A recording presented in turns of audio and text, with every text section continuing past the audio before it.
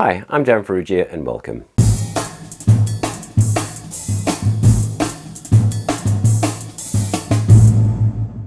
I've often been asked, how do I go about learning music for a gig? And so that's what I want to discuss with you today. And I'm going to look at two scenarios that I would often find myself in. One scenario is, the jazz drummer who's working with an artist who's composed music for a gig. And the second scenario is with a rock pop band, for example, where you're not gonna read charts at the gig because that would just look ridiculous. So that relies entirely upon memory. Now I'm going to be upfront about this and say that learning songs is my least favorite thing to do. It's just one of those necessary evils, and as a freelance musician, as a freelance drummer that I am, I do have to, on occasion, learn songs.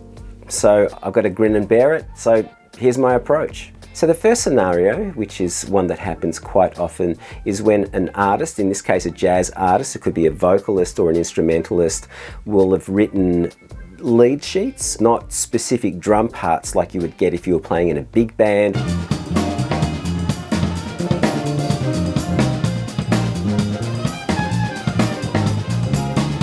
But lead sheets where all the musicians in the band are reading off the same chart, and that lead sheet would entail a melody line and also all the chords. And it might be just one page long, like a lead sheet that you would find in the real book. So what would happen often is when I get this particular type of gig, I will ask for the charts sent to me as PDFs, emailed to me as PDFs, and also MP3s. So anything that I can listen to is really helpful. And then what I do is I may print out the charts and listen to the MP3s, and then I will annotate the charts. So I'll have a listen to the song that I need to listen to, and then I will take the chart and write things like what sort of drum groove. I might actually write out the specific drum groove, or if it's a fairly loose kind of jazz thing, I might just write, swing, or it might be a Latin thing, or it might be a bossa nova. So I make those kind of notes.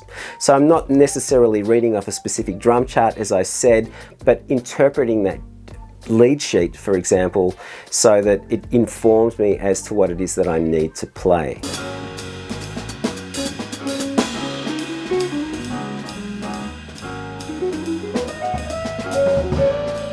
I will also make notes as to where specific accents might be. There may be hits with the band that I need to hit.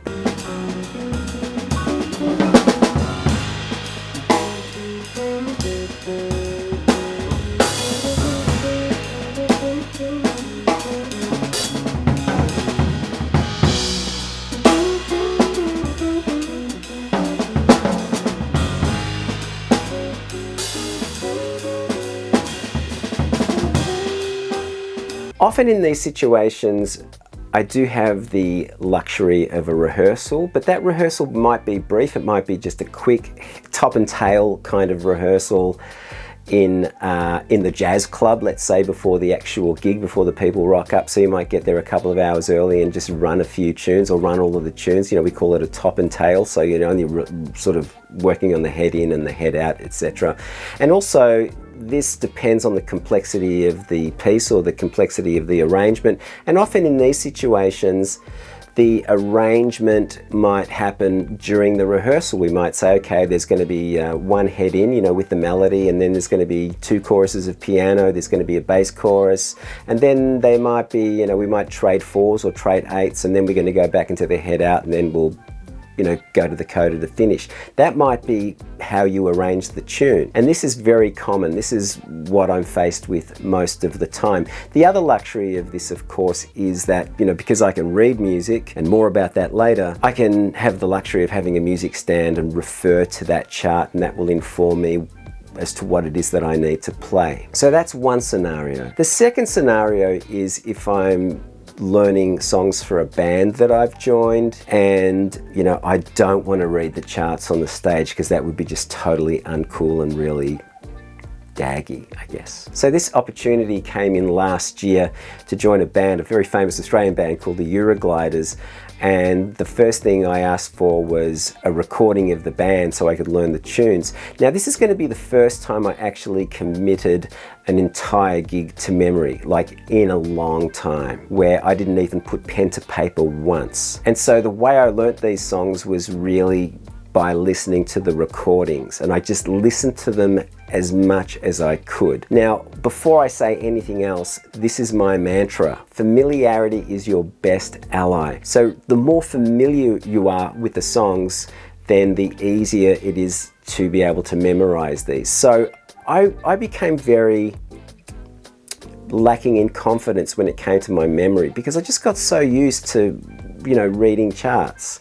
But I wanted to memorize things for this Eurogliders gig. Now, my first gig with the Eurogliders was a festival, and I didn't get to rehearse at all. I also didn't get to play my own drums, which was also really stressful. And I had to make sure that I sounded like I'd been playing in that band for 10 years already. So I drove around listening to a desk recording of this band with the previous drummer, and I would listen to 2 songs in a day. And then I might push that to 3 songs or 4 songs. And basically I ended up learning a 70-minute set in 4 days by memory, which was great, you know, and I really surprised myself. I wasn't sure that I was able to do that. So the first thing is listen to the recordings as much as you can. When you're driving around, when you're walking around, when you're at the gym, when you're at the supermarket pushing a trolley around, just allow this music to kind of infest your brain, because it's really important to become as familiar with it as possible.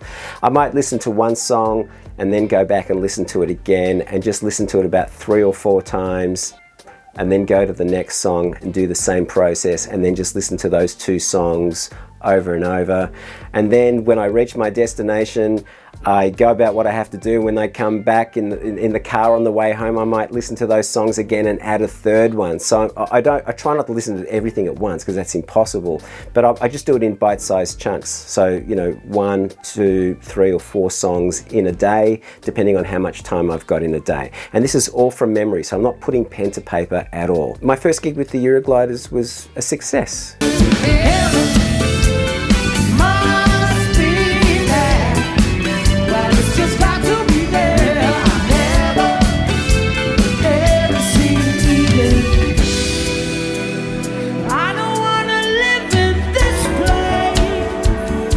The other scenario that presented itself last year was I got a phone call in August of 2022 asking me if I wanted to join the Cat Empire for a European tour that occurred in March of this year. Hey guys, Paris, will you be my friend? Will you be my right hand if I bring you to my creature?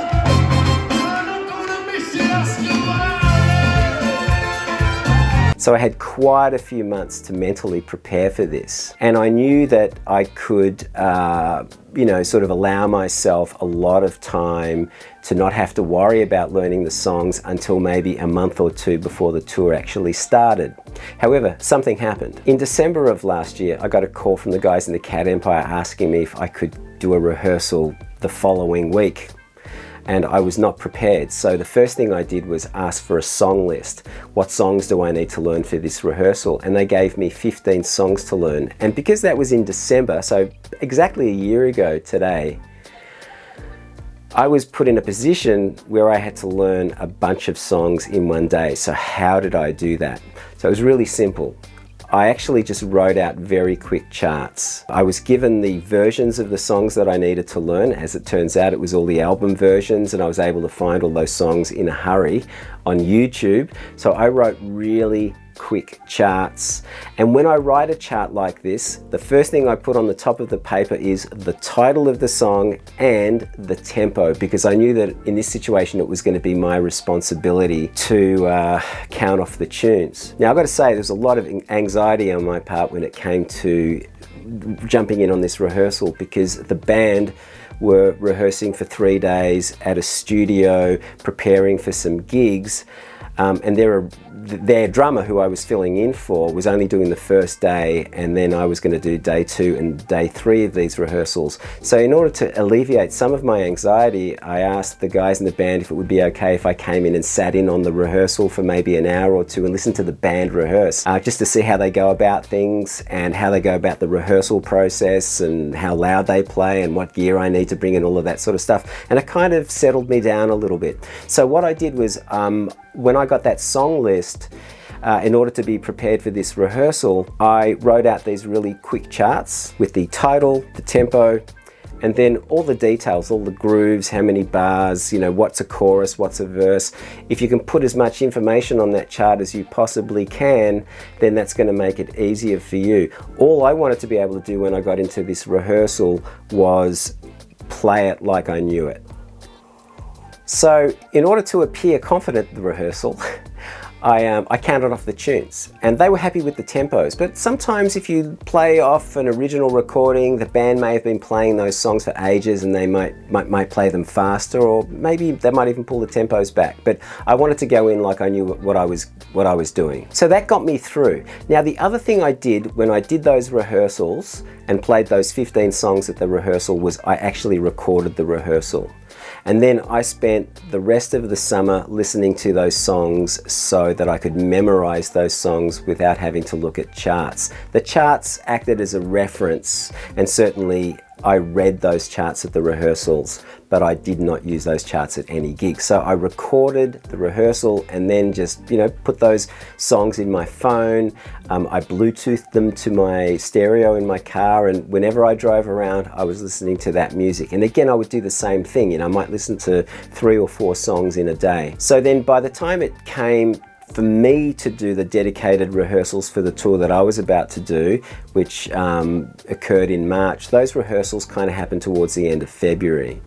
And we had 3 days of rehearsals. Now, leading up to those 3 days of rehearsals, I had another 10 songs to learn. So I went through the same process. So the process is, I would listen to the songs, write a chart out, and then listen to those songs when I'm driving around. Even if it's not a rehearsal recording, I'm listening to the original recordings just to be as familiar as I can. Now, with the luxury of rehearsing, you sort of naturally begin to remember and memorize those songs.